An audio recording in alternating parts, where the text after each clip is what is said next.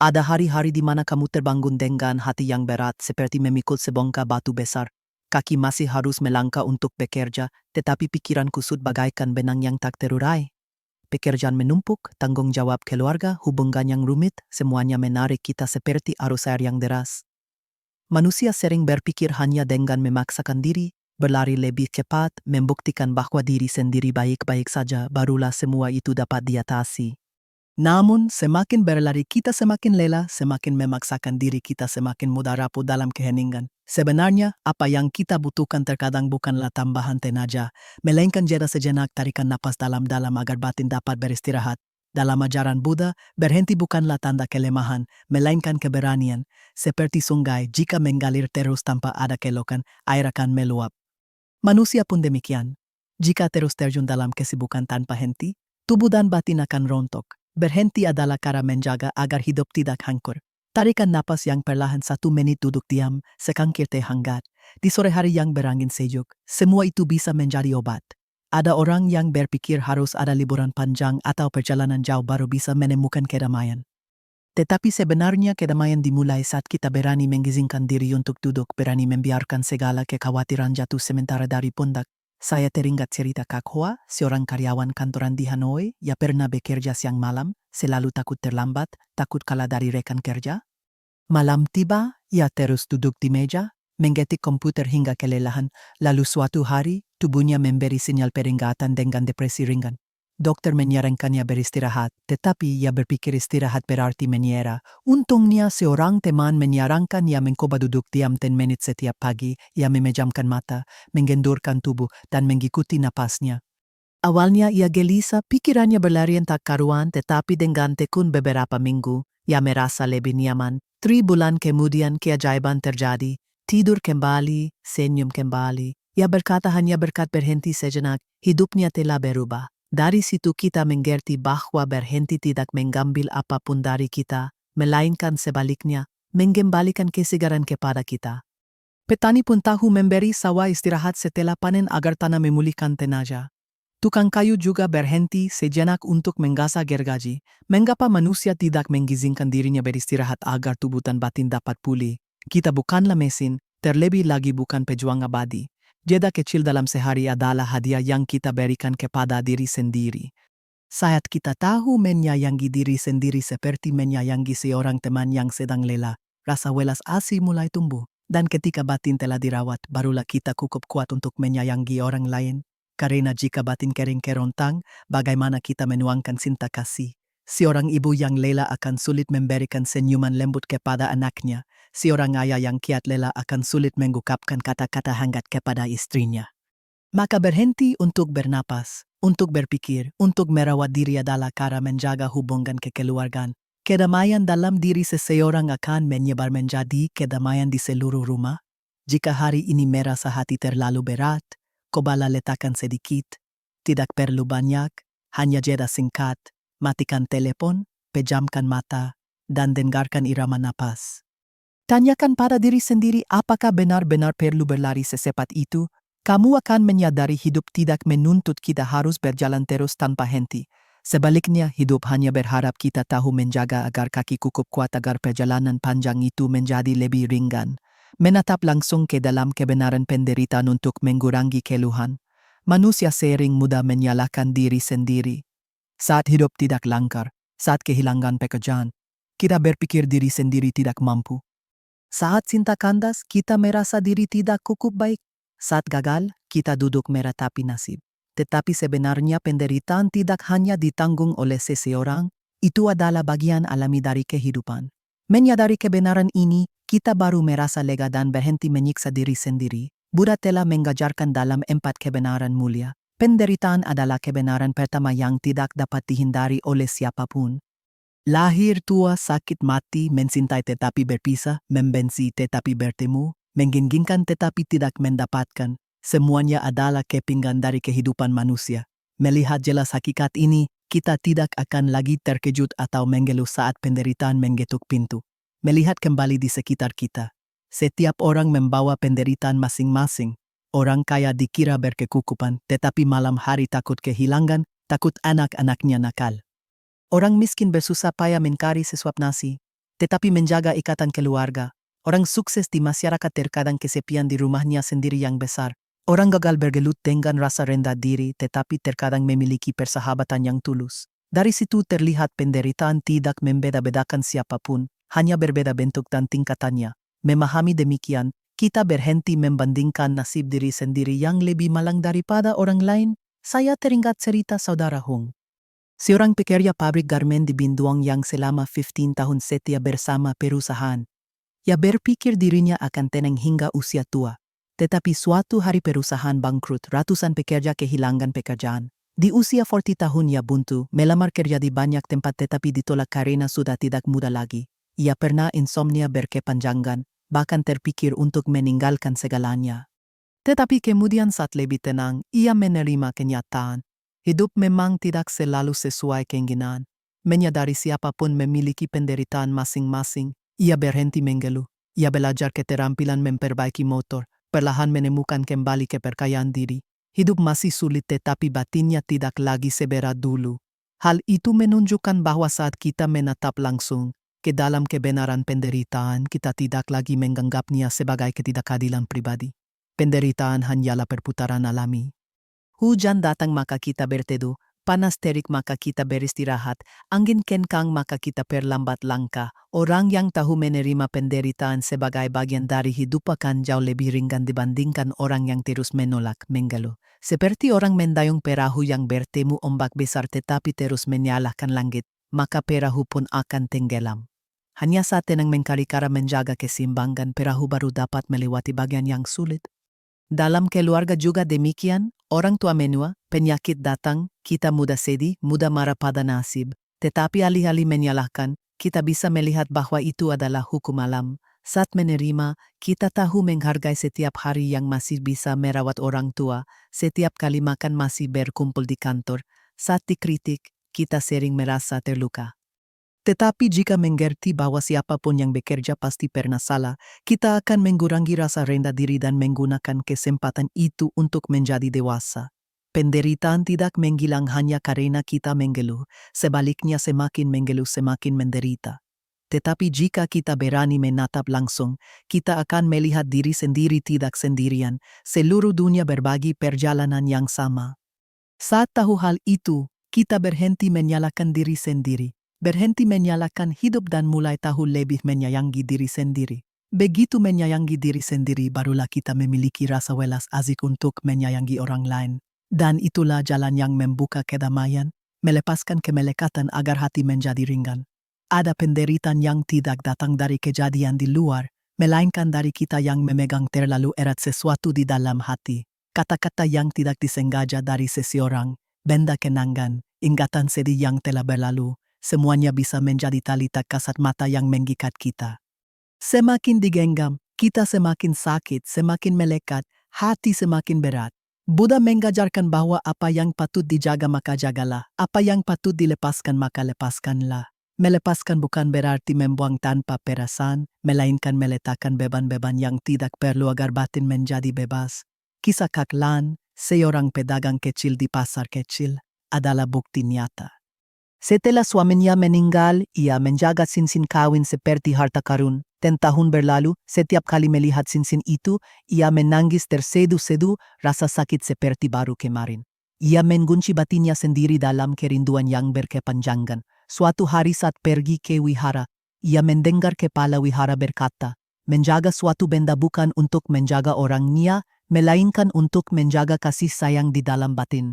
Jika benda itu membuat penderitaan bertambah, lepaskanlah. Kata-kata itu menyentuh hatinya. Malam itu ia memutuskan membawa cincin kawin untuk dipersembahkan ke wihara. Sejak hari itu, ingatan tentang suaminya masih ada, tetapi tidak lagi menjadi luka yang berdarah. Itu menjadi motivasi yang lembut yang membantunya hidup lebih baik. Kemelekatan tak ubahnya membawa ransel penuh batu di pundak. Setiap hari kita memasukkan lagi satu batu lalu bertanya-tanya mengapa diri sendiri tidak lagi punya tenaga untuk melangkah. Orang yang melekat pada ketenaran seumur hidup lelah dalam persaingan. Orang yang melekat pada cinta lama seumur hidup hatinya tidak tenang.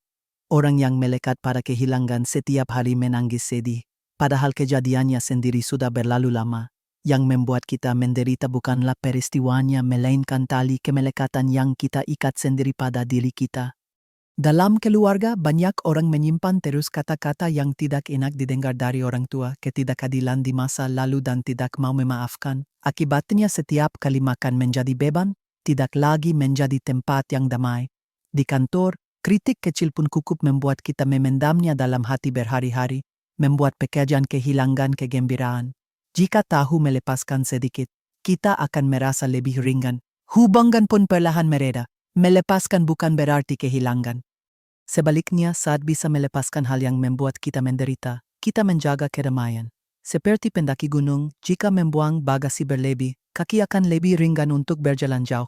Dalam kehidupan sehari-hari, kita bisa berlatih melepaskan dari hal-hal yang sangat kecil. Saat seseorang mengatakan hal yang tidak baik, alih-alih memendamnya dalam hati, anggaplah seperti angin lalu. Saat ada barang lama yang tidak lagi dipakai, berikanlah kembali kepada orang yang lebih membutuhkan. Saat suatu hubungan telah habis jodohnya, jagalah penghargaan tetapi lepaskanlah kemelekatan. Cobalah kamu tanyakan pada diri sendiri, saat ini adakah sesuatu yang kamu genggam terlalu erat? Mungkin kesedihan lama, ingatan yang menyakitkan, kemarahan yang belum reda. Jika ada, cobalah letakkan sedikit, hanya sedikit saja, kamu akan merasa hatimu jauh lebih ringan. Melepaskan bukanlah kelemahan, melainkan keberanian untuk menyayangi diri sendiri, untuk berhenti membuat diri sendiri berdarah. Saat berani melepaskan, kamu akan melihat jalan di depan lebih terang, lebih ringan, dan kebahagiaan tidak lagi jauh. Tahu cukup dan sederhana agar tenang. Dalam kehidupan modern, banyak orang mengira kebahagiaan terletak pada memiliki harta yang banyak, ketenaran yang banyak, tetapi semakin mengumpulkan, semakin menggenggam, hati semakin tidak tenang. Orang yang memiliki rumah kecil ingin rumah yang lebih besar, punya mobil lalu ingin ganti mobil mewah, punya sejumlah uang lalu mendambakan 2 kali lipatnya. Keinginan itu tidak ada titik hentinya, seperti api, semakin dituangkan kayu bakar semakin menyala hebat. Karena itulah manusia menderita bukan karena kekurangan, melainkan karena tidak tahu cukup. Dalam ajaran Buddha, Trituks yaitu tahu cukup dianggap sebagai pintu yang membuka menuju kebahagiaan. Orang yang tahu cukup maka meski makan hanya sayuran tetap terasa enak, rumah hanya berdinding daun tetap terasa hangat. Orang yang tidak tahu cukup maka meski emas perak menumpuk juga belum tenang. Buddha pernah mengajarkan bahwa orang yang tahu cukup adalah orang terkaya. Kata-kata itu sederhana tetapi meresap, karena kaya atau miskin tidak terletak pada kantong uang, melainkan pada batin apakah merasa cukup atau tidak. Kisah Pak Tuditien yang membuat banyak orang merenung. Dulu saat masih muda ia pandai berbisnis, dari tangan kosong bangkit memiliki bengkel kecil, rumah besar, mobil bagus. Tetangga semua kagum, tetapi semakin punya banyak ia semakin insomnia. Setiap malam takut pencuri, takut anak nakal, takut teman memanfaatkan harta berubah menjadi beban. Hatinya tidak sedetik pun tenang, hanya saat sakit parah dikira tidak akan selamat. Ia baru duduk merenung kembali. Ternyata bertahun-tahun bekerja keras, ia tidak pernah benar-benar merasa bahagia. Setelah itu, ia menjual sebagian harta, mengatur untuk anak-anaknya lalu pindah ke kampung halaman untuk hidup di rumah kecil. Setiap hari ia menanam sayur, memelihara ayam, sore menyiram tanaman. Tidak ada lagi mobil mewah, tidak ada lagi rumah tinggi, tetapi ia menemukan kembali tidurnya dan senyumannya. Dari kisah itu kita melihat jelas sederhana bukan berarti kekurangan, melainkan membuang hal-hal yang tidak benar-benar diperlukan untuk menjaga hal yang berharga, kesehatan, kasih sayang, keluarga, kedamaian. Makan sederhana tetapi berkumpul dalam tawa lebih berharga daripada hidangan mewah tetapi hati berjarak. Rumah kecil yang penuh kasih sayang lebih berharga daripada villa dingin dalam keluarga saat setiap orang tahu merasa puas, tidak membandingkan. Rumah dengan sendirinya menjadi hangat seorang anak tidak meminta hadiah mahal. Hanya perlu orang tua duduk makan bersama sudah merasa bahagia. Seorang suami yang tahu merasa cukup, tidak membawa tekanan perbandingan ke dalam rumah akan memberi istri dan anak rasa aman. Di kantor, orang yang tahu cukup tidak mengejar menang kalah bekerja sepenuh hati lalu melepaskan. Pekerjaan berkat itu juga menjadi lebih ringan. Sahabat terkasih, coba tanyakan pada hatimu. Hari ini kita sudah ada nasi untuk dimakan, pakaian untuk dipakai, orang terkasih di samping. Apakah sudah cukup? Jika terus membandingkan dengan orang yang lebih kaya, kita akan merasa kurang. Tetapi jika tahu melihat ke bawah, kita akan melihat diri sendiri sudah jauh lebih beruntung. Tahu cukup tidak membuat kita mundur langkah, melainkan membantu kita berhenti di saat yang tepat untuk menjaga ketenangan. Kebahagiaan sejati tidak terletak pada seberapa banyak yang kita miliki, melainkan pada seberapa banyak yang kita rasakan dari hal-hal sederhana. Saat tahu cukup kita akan mengurangi kekhawatiran. Saat sedikit keinginan batin akan secara alami tenang dan saat batin tenang hidup akan berkurang penderitaannya. Maka jika merasa hati berat kebala hidup lebih lambat, lepaskan kebutuhan yang tidak perlu jaga agar hidup sederhana. Kamu akan terkejut saat menyadari kebahagiaan tidak dimanapun jauh melainkan tepat di dalam mangkuk nasi panas. Tawa penuh kasih sayang dan jiwa yang merasa cukup kesabaran adalah akar pencapaian dalam hidup. Tidak jarang kita jatuh ke dalam keadaan terburu-buru. Kita ingin sukses datang sangat cepat, ingin hubungan langkar seketika, ingin segala sesuatu harus sesuai keinginan kita besok. Tetapi kenyataannya tidak ada kebahagiaan yang datang terburu-buru. Pohon butuh waktu untuk bertunas, bunga butuh waktu untuk mekar dan manusia juga butuh waktu untuk menjadi dewasa. Kurang kesabaran kita mudah menyerah di tengah jalan untuk kemudian tidak pernah menyentuh buah manis. Dalam ajaran Buddha, tanhuk kesabaran dalam ketekunan adalah kebajikan yang berharga. Sabar bukanlah menahan penderitaan dengan pasrah, melainkan keteguhan penerimaan dan melangkah maju dalam kesadaran. Orang yang tahu sabar tidak akan putus asa menghadapi kesulitan, tidak goyah menghadapi ujian seperti rumpun bambu yang berdiri tegak setelah badai. Kesabaran membantu kita berdiri tegak menghadapi badai kehidupan. Saya teringat kisah saudara tuan seorang petani di Tanhoa. Ia memutuskan menanam semangka untuk mengembangkan ekonomi tahun pertama karena kurang pengalaman. Musim panen gagal, hama penyakit terus-menerus. Semangka dijual tidak seberapa. Banyak tetangga yang patah semangat menyerah tetapi tuan tidak berhenti. Ia pergi belajar lagi, mencari tahu teknik, merawat dengan teliti setiap bedenggan tanah. Sepanjang tahun ia rajin mengkabut rumput, memberi pupuk, menaungi dari matahari, melawan hama penyakit, hingga musim berikutnya ladang semangkanya berbuah lebat, manis segar, dijual dengan harga tinggi. Berkat kesabaran keluarganya perlahan menjadi cukup berada, anak-anaknya dapat bersekolah dengan baik. Kisah itu seperti sebuah pelajaran hidup yang hidup tentang hukum sebab akibat. Saat menabur benih butuh waktu untuk bertunas. Jika terburu-buru menkabut untuk melihat apakah pohon sudah besar, pohon akan mati. Hidup manusia juga begitu, segala pencapaian yang bertahan lama semua perlu dipupuk dengan ketekunan. Orang yang berhenti di tengah jalan maka selamanya hanya melihat setengah-setengah. Orang yang tahu bertekun maka suatu hari akan melihat bunga mekar dengan cemerlang. Dalam keluarga kesabaran juga sama pentingnya. Orang tua membesarkan anak tidak bisa berharap anak seketika menjadi dewasa, melainkan perlu tekun membimbing setiap hari.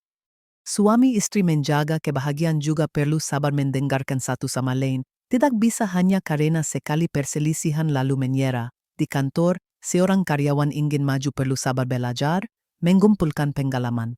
Manajer ingin tim solid juga harus sabar membimbing, tidak bisa berharap segala sesuatu sempurna seketika. Sahabat terkasih, saat hidup menguji alih-alih mengeluh, anggaplah itu sebagai latihan. Sekali jatuh adalah sekali belajar, sekali menunggu adalah sekali menjadi dewasa. Sabar tidak mengambil kegembiraan dari kita, melainkan tanah di mana kegembiraan yang bertahan lama tumbuh. Orang yang tahu sabar tidak akan mudah terseret dalam kegagalan, juga tidak mabuk dalam kesuksesan jangka pendek. Mereka melangkah perlahan tetapi teguh. Jika hari ini kamu sedang lelah karena hasil belum tiba, tariklah napas dalam-dalam dan ingatkan diri sendiri. Buah manis butuh waktu. Sabar bukanlah berhenti melainkan terus berjalan dengan ketekunan dan kepercayaan. Saat kita tahu sabar, setiap hari adalah satu langkah menabur sebab untuk hari esok. Dan kemudian suatu hari melihat kembali perjalanan. Kamu akan tersenyum tahu bahwa segala hasil semua berawal dari ketekunan hari ini. Mengubah karma dengan tubuh ungkapan pikiran. Dalam agama Buddha, karma bukanlah vonis hukuman melainkan hasil alami dari apa yang telah kita tabur dengan tubuh ungkapan pikiran. Tubuh adalah tindakan, ucapan adalah kata-kata, pikiran adalah pemikiran. Tiga karma ini seperti tiga aliran air kecil, mengalir terus akan menjadi sungai besar membawa kita menuju kebahagiaan atau penderitaan. Hal yang berharga adalah karma tidak tetap. Kemarin kita terlanjur menabur sebab yang belum baik. Hari ini masih bisa menabur lagi benih kebajikan agar kelak menuai buah yang kera. Seorang kenalan saya Ayadi Baknin adalah contoh hidup. Dulu ya kecanduan alkohol, setiap kali mabuk memaki istri dan anak, kadang-kadang bahkan menggayungkan tangan membuat keluarga ketakutan. Tetangga hanya melihat seorang pria yang berat tanpa jalan keluar. Lalu dalam suatu kesempatan kebetulan pergi ke wihara ia mendengar kerama bahwa karma bukanlah pasungan melainkan aliran air yang tahu berubah arah maka air keruh pun menjadi jernih. Kata-kata itu membuatnya merenung. Ia mulai berlatih berhenti minum alkohol. Alih-alih marah maka menarik napas dalam-dalam. Alih-alih memaki maka berusaha mengungkapkan kata-kata yang lembut. Ia juga berpartisipasi melakukan amal di desa membantu orang miskin. Bertahun-tahun kemudian ia menjadi ayah yang lembut, suami yang baik, disayangi seluruh kampung. Mengubah karma tidak terletak jauh melainkan dalam setiap hal kecil dari 3 karma. Tubuh yang jernih adalah saat tangan tahu berbuat baik, tahu berbagi alih-alih merugikan. Ungkapan yang jernih adalah saat kata-kata membawa kegembiraan, penghiburan, dorongan bukan menyebabkan luka. Pikiran yang jernih adalah saat batin mengurangi keserakahan, kebencian, kebodohan, digantikan dengan rasa syukur, welas asih, kejernihan. Saat 3 karma ini dijaga, kita sedang menabur benih-benih kebajikan untuk diri sendiri dan untuk orang lain. Dalam keluarga jika kata-kata hanya penuh penghakiman, kritik maka rumah akan menjadi dingin. Tetapi jika kata-kata tahu mendengarkan, menyemangati maka secara alami akan menjadi hangat di kantor. Jika tindakan hanya berkisar pada perebutan menang kalah maka tim kehilangan persatuan. Tetapi jika setiap orang tahu menyumbangkan tenaga dengan semangat yang tulus, pekerjaan akan lancar. Sahabat terkasih, mengubah karma bukanlah hal yang jauh. Itu dimulai dari senyuman lembut saat bertemu orang terkasih, permintaan maaf saat terlanjur membuat seseorang sedih, pikiran bersyukur saat melihat hal baik dalam hidup. Setiap tindakan, setiap kata, setiap pikiran semua seperti benih jatuh ke tanah batin. Benih baik akan tumbuh menjadi bongga kebahagiaan. Benih buruk akan tumbuh menjadi rumput penderitaan. Kita menabur apa kelak akan menuai itu. Jika hari ini kamu sedang melihat hidup banyak rintangan, jangan terburu-buru berpikir itu adalah takdir yang tidak dapat diubah. Mulailah dari hal kecil, ungkapkan kata-kata yang lebih baik, lakukan satu perbuatan baik. Jaga batin lebih jernih sedikit lagi, perubahan-perubahan kecil itu adalah langkah awal dari perubahan. Seperti tetesan air jernih mengalir ke danau keruh, hari demi hari, air akan perlahan menjadi jernih. Saat tubuh ungkapan pikiran jernih, karma akan terurai, kehidupan akan menjadi ringan dan kedamaian akan hadir tepat di saat ini. Bertobat dan melepaskan masa lalu untuk memperbarui diri. Siapapun di antara kita pernah berbuat salah. Pernah ada saat-saat mengatakan atau melakukan hal yang membuat diri sendiri menyesal, membuat orang lain terluka. Banyak orang karena memeluk erat masa lalu maka sumur hidup dengan berat, seperti membawa ransel penuh batu, melangkah satu langkah lagi pun terasa sulit. Sebenarnya kesalahan bukan untuk kita terus-menerus jatuh melainkan untuk kita sadari, bertobat dan memperbarui. Buddha mengajarkan bahwa orang yang tahu berbalik adalah orang yang bijaksana. Bertobat adalah langkah berbalik yang membantu kita lega dan memulai kembali. Kisah seorang pria di Hanoi adalah bukti. Masa muda ia jatuh ke jalan yang salah melanggar hukum dan harus membayar dengan tahun-tahun penjara. Hari baru melangkahkan kaki ke dalam sel tahanan, ia berkata pada dirinya sendiri hidupnya sudah berakhir. Tetapi berkat jodoh mendengar kata-kata sutra Buddha dari seorang teman narapidana, ia perlahan menyadari bahwa kesalahan bukanlah tanda berakhir. Setiap malam ia berlutut menangkupkan tangan dengan tulus meminta maaf kepada kehidupan, meminta maaf kepada orang-orang yang pernah ia buat menderita. Air mata jatuh bukan untuk menyalahkan diri sendiri melainkan untuk membersihkan batin. Keluar dari penjara ia memilih hidup berbeda berpartisipasi dalam kegiatan amal membantu anak yatim piatu. Melakukan hal-hal kecil tetapi penuh makna. Justru berkat bertobat dan melepaskan masa lalu, ia telah menemukan kembali kedamaian, menjadi teladan hidup bagi banyak orang. Bertobat bukan untuk menyiksa diri. Jika hanya duduk menyalahkan diri sendiri terus, kita semakin mengikat batin pada dosa. Bertobat adalah keberanian menatap langsung ke dalam kesalahan, menyadari lalu bertekad berubah. Itu seperti membersihkan debu pada cermin. Cermin sama sekali tidak kehilangan cahaya, hanya tertutup sementara. Saat debu dibersihkan, cermin kembali terang. Manusia juga begitu, siapapun memiliki cahaya kebajikan. Hanya perlu berani membersihkan maka cahaya itu akan muncul dalam keluarga. Jika seseorang pernah membuat orang tua sedih, hanya perlu satu permintaan maaf yang tulus, satu tindakan perhatian kecil, suasana sudah mereda. Di kantor jika terlanjur salah, tahu mengakui kesalahan dan memperbaiki kesalahan, kepercayaan akan kembali. Tidak ada yang sempurna tetapi justru keberanian, mengakui kesalahan dan memperbarui membuat orang lain kagum. Sahabat terkasih, adakah saatnya kamu masih menyimpan dalam hati ingatan yang menyedihkan kesalahan lama yang belum dimaafkan untuk diri sendiri? Cobalah duduk diam, tarik napas dalam-dalam dan katakan dalam hati, saya telah salah, saya minta maaf dan saya berikrar melakukan yang berbeda. Kata-kata itu jika keluar dari hati yang tulus akan ringan seperti aliran air sejuk membersihkan kotoran. Bertobat tidak hanya kata-kata melainkan tindakan. Melakukan perbuatan baik, menabur senyuman, memberikan pelukan. Setiap tindakan baik hari ini adalah cara kita memperbarui kehidupan. Melepaskan masa lalu bukan berarti melupakan sama sekali, melainkan tidak membiarkan masa lalu menahan saat ini. Ingatan masih ada tetapi tidak lagi menjadi rantai, melainkan pelajaran agar kita melangkah lebih teguh. Saat berani memaafkan diri sendiri, kita baru cukup welas asih untuk memaafkan orang lain. Dan dari situ kita membuka jalan baru, di mana kedamaian dan kebebasan dapat bertunas. Ingatlah bahwa bertobat bukanlah titik henti melainkan pintu untuk memulai. Saat berani meletakkan kesalahan, kita baru memiliki tangan yang bebas untuk menghargai hal-hal baik. Masa lalu mungkin sudah penuh luka, tetapi masa depan masih utuh kesempatan untuk menjadi cerah. Bertobat dan melepaskan adalah kunci yang membuka pintu itu. Kehidupan pada dasarnya adalah perjalanan panjang yang penuh gejolak. Ada kalanya kita merasa diri kuat seperti ombak laut, ada kalanya lemah seperti daun ditiup angin. Pelajaran hidup adalah lampu kecil yang menerangi jalan membantu kita menyadari bahwa kedamaian tidak terletak di manapun jauh melainkan dalam setiap langkah kaki, setiap tarikan napas, setiap pilihan kita sendiri. Pertama-tama kita belajar cara berhenti saat lelah. Manusia tidak bisa terus-menerus mengejar pekerjaan tanggung jawab, perasaan tanpa tahu beristirahat. Berhenti bukanlah kalah melainkan memberi tubuh dan batin jeda untuk pulih, untuk menyadari mana hal yang patut dijaga, mana hal yang bisa dilepaskan. Justru berkat berhenti, kita baru tahu menyayangi diri sendiri dan baru cukup kuat untuk menyayangi orang lain. Selanjutnya, kita perlu mengenali kebenaran tentang penderitaan.